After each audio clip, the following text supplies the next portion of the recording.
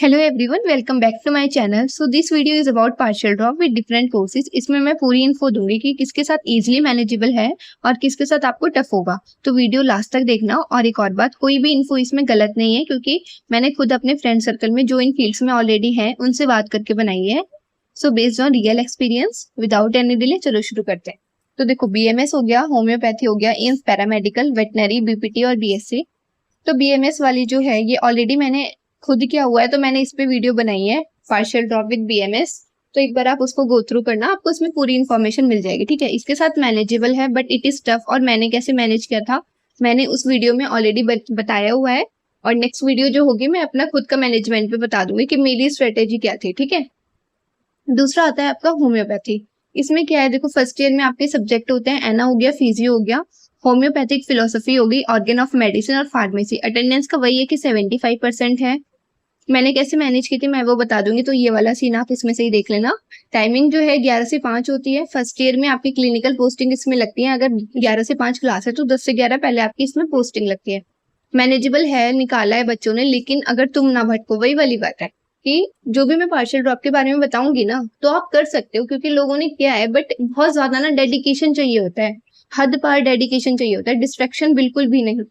मैं जब अपनी स्ट्रेटेजी शेयर करूंगी मैं बताऊंगी कि मैंने कितने सारे डिस्ट्रैक्शंस कट आउट किए थे अपनी लाइफ से उस टाइम, है ना। तो मैनेजेबल है, बट आर यू रेडी? तुम तैयार हो उस चीज के लिए कि डिस्ट्रैक्शन से मुझे दूर रहना है, मुझे नहीं पढ़ना अभी किसी भी फालतू चीजों में, मेरी फर्स्ट प्रायोरिटी नीट है तो मैं उसको दूंगी। इफ यू आर रेडी तभी पार्शियल ड्रॉप लेना, क्योंकि बच्चों का खेल नहीं है पार्शियल ड्रॉप लेना। अगर आप बीच में भटक गए ना तो फिर आपका नीट भी गया और आपने जिसमें लिया था वो भी गया, फिर आप कहीं के नहीं रहोगे। आया समझ में? देखो फिर आता है हमारा बीएससी। इसमें क्या है, फ्लेक्सिबल टाइमिंग होती है, मोस्टली 10 से 2 से 3 पीएम तक होती है। अटेंडेंस का बहुत ज्यादा स्ट्रिक्ट रूल नहीं है, स्टिल ये लाइक वेरी करता है कॉलेज वगैरह पे, बट स्टिल ज्यादा स्ट्रिक्ट है नहीं बाकियों के कंपैरिजन में। ये सबसे बेस्ट कोर्स है नीट की प्रिपरेशन के लिए क्योंकि इसमें लो स्ट्रेस होता है और आपको टाइम ज्यादा मिल जाता है। ठीक है, तो अगर आपको ये है कि नहीं मेरा नीट ही है टॉप, तो आप पक्का बीएससी के लिए जाओ, ये बहुत इजीली मैनेजेबल है कंपेयर टू अदर कोर्सेज। उसके बाद फिर एम्स पैरामेडिकल, ये टफ होता है, इसमें लेस प्रेशर होता है, बीएमएस से तो लेस है बट स्टिल अगर आप ऑपरेशन थिएटर, ओटी या फिर आप एमएलटी करते हैं तो आपको ज्यादा टाइम मिलेगा नीट के लिए। ठीक है, और अगर आप कार्डिक परफ्यूजन या फिर एनेस्थीसिया करते हैं तो ये थोड़ा टफर साइड हो जाती है मैनेज के लिए। तो अगर आपको एम्स पैरामेडिकल लेना है तो मैं सजेस्ट करूंगी इन दो फील्ड में जाओगे तो आपको ज्यादा टाइम मिलेगा नीट के लिए रेदर देन दिस। ठीक है, क्योंकि इसमें असाइनमेंट वगैरह भी मिलते हैं कॉलेजेस में, तो वो आपको मैनेज करना पड़ता है। कॉलेज के टाइम तो है ही, अब उसके बाद आप अपना टाइम नीट को दे रहे हो तो वो आपको उसके अकॉर्डिंग मैनेज करना होगा। ठीक है, फिर देखो वेटनरी आता है, उसमें फर्स्ट ईयर बहुत मैनेजेबल है, सेकंड ईयर थोड़ा टफ होता है। कॉलेज के टाइम वही है 9 से 4, अटेंडेंस 75%। सब्जेक्ट देखो फर्स्ट ईयर में फिजियो, एना हो गया। फिजियो मैंने अपनी वीडियो में भी बताया कि ये ना नीट के बेसिस पे ही होती है, मोस्टली हो जाती है। एनाटॉमी ये आपको यहाँ भी पढ़नी है, फिर कल को एमबीबीएस में हुआ तो वहां भी पढ़नी होगी, सिर्फ एक यही सब्जेक्ट होता है। तो फर्स्ट ईयर में इजिली मैनेजेबल है बट सेकंड ईयर से टफ हो जाता है। ठीक है, इसमें ऐसे फर्स्ट ईयर में कोई पोस्टिंग वगैरह नहीं होती, सिर्फ प्रैक्टिकल्स होते हैं। तो अब देखो इसका पूरा कंक्लूजन क्या निकला। कंक्लूजन है कोर्स के साथ प्रोबेबिलिटी क्या है। देखो अगर आप बीएमएस से कर रहे हैं तो ये थोड़ा मीडियम साइज में पड़ जाएगा, homeopathy medium to easy, BSc सबसे ज्यादा इजी है, पैरामेडिकल मीडियम है। ये डिपेंड करता है कि आपने कोर्स कौन सा लिया हुआ है।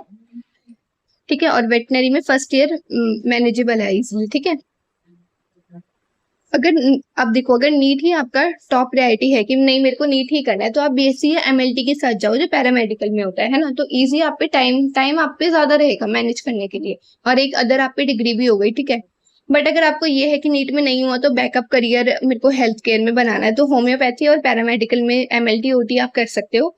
और आपको ये है कि इन केस अगर मेरा हुआ ही नहीं है तो अगर आपको आयुर्वेदा में इंटरेस्ट है तो आप डेफिनेटली इसमें लो। और वेट अगर आपको एनिमल्स वगैरह में इंटरेस्ट है तो आप इसमें जाओ कि इन केस अगर नीट नहीं होता मेरा 0.00001%, तो मैं इस फील्ड में अपना अच्छा कर जाऊंगा क्योंकि ये मेरी थोड़ी इंटरेस्टेबल है। ठीक है, तो अपने इंटरेस्ट के हिसाब से देखना। अगर आपको है, जैसे मुझे था कि अगर एमबीबीएस नहीं है तो फिर मेरे को थोड़ा आयुर्वेदा मेरे को अच्छा लगता है कंपैरेटिव तो बाकी कोर्स। ठीक है, तो वो आपको अपने अकॉर्डिंग डिसाइड करना है क्योंकि अगर इन केस आपका नहीं होता तो फिर आपको वो वाली फील्ड कंटिन्यू करनी पड़ सकती है ना। तो ये चीज थोड़ा देख कर लेना, और आपको ये है कि नहीं मैं अपना पूरा बेस्ट दूंगा, 100% मुझे लेना ही है चाहे कुछ भी हो जाए, तो फिर आप ये कोर्सेज ट्राई कर सकते हैं। इसमें क्या है, आप पे प्रेशर थोड़ा कम रहेगा तो मैनेजेबल ज्यादा हो जाएगा टाइम के साथ। ठीक है, इसके अलावा अगर कोई और डाउट हो तो मुझे कमेंट सेक्शन में बता देना, और नेक्स्ट वीडियो की मैंने कैसे मैनेज किया था टाइम, बहुत सारे बच्चों ने पूछा है, तो फिर मैं उस पर वीडियो बना दूंगी। ठीक है, thank you, take care, bye bye. At last ध्यान रखो अपना, क्योंकि तुमसे ज्यादा इंपॉर्टेंट कुछ भी नहीं है। Bye bye.